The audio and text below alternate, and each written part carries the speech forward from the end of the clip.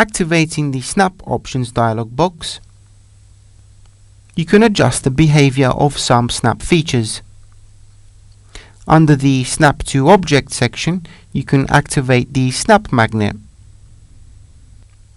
With the snap active when drawing an object, the sensitivity point of the object connects itself to other points even when at a certain distance. This distance can be adjusted in pixels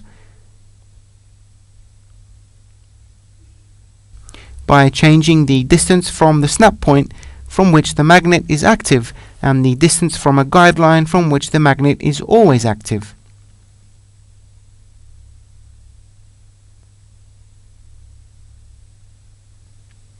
Under Snap to Grid and Snap to Angle, we can define the intervals for the Snap to Grid option and the angle step for the Snap to Angle option.